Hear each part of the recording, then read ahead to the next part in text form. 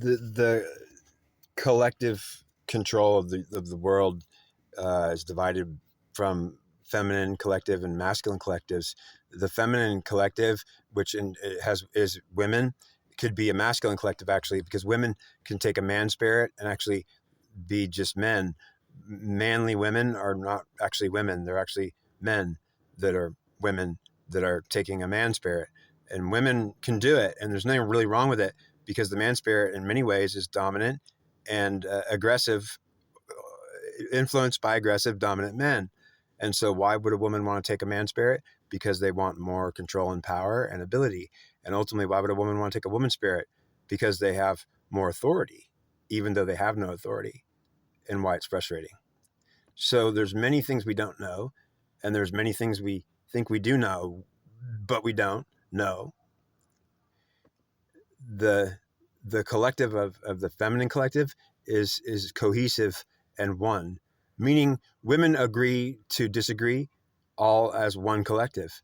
And any women that are not in agreement with the agreeing to disagree will actually not be in the feminine collective, which means that the cohesive nature of the feminine collective, it means it's all one in agreement, except that there's parts of the feminine collective which are comprised of women, which are actually not the feminine collective, although they're females.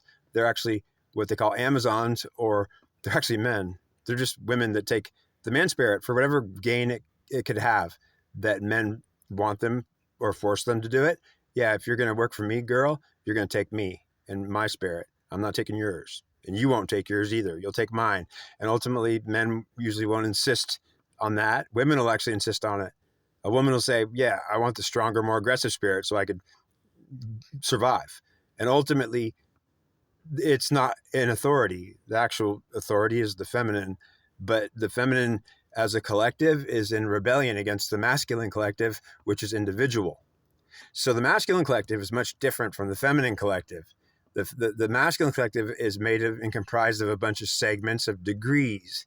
If you want an idea of the difference between the masculine and the feminine collective, the feminine collective is made up of masculines, but it'll also be separate then. So let's just say that the feminine collective, even if it's not entirely feminine, well, the parts that are feminine are 100% entirely cohesively the whole collective itself. And any women that are taking the men's spirit in the feminine collective are only helping it, which is good.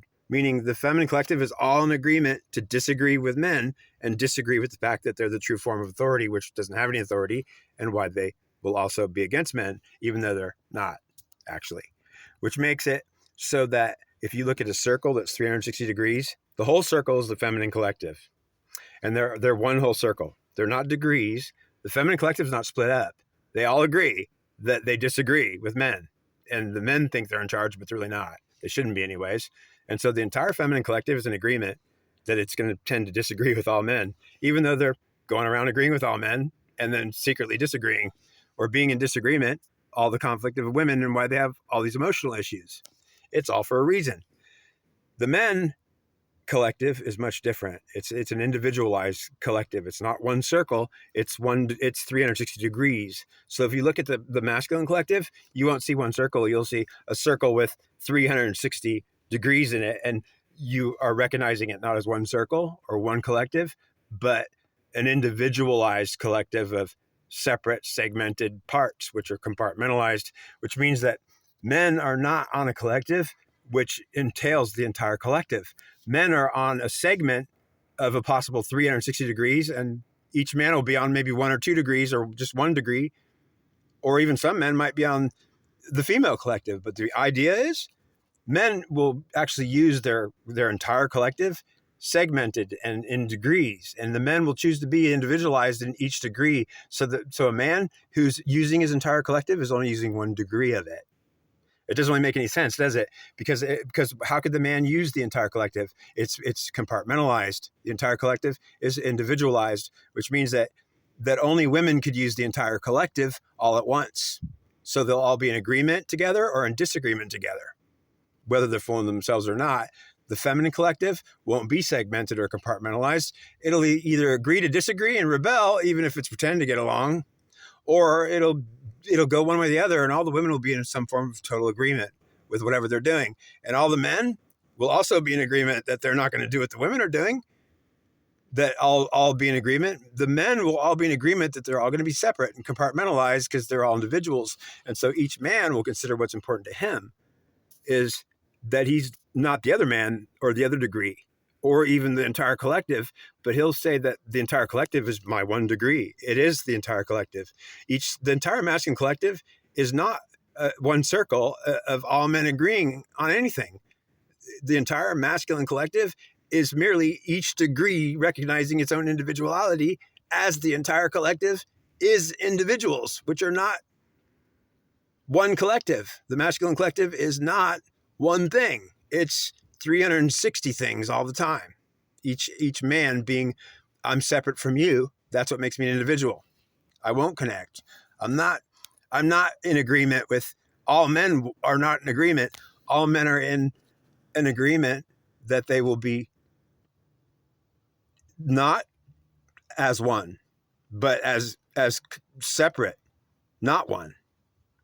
And that's the one they are. They'll be one because they're separate, not one. That's what makes them one. So what's important to know about this? The masculine collective is going to be doing something that is important to it, which is to keep the entire masculine collective unable to become all in agreement as one. What can the masculine collective agree on? That they are never going to be one together, that they're going to be one, all separate individuals, not together. And they're all in agreement that now they're together. That's their togetherness, that they're not together. So men will separate and call that their relationship being together. I'm not you and you're not me. Let's make sure that's true. Okay. Now we're men in agreement. The women are not like that. Or if they are like that, they're not like this. The women are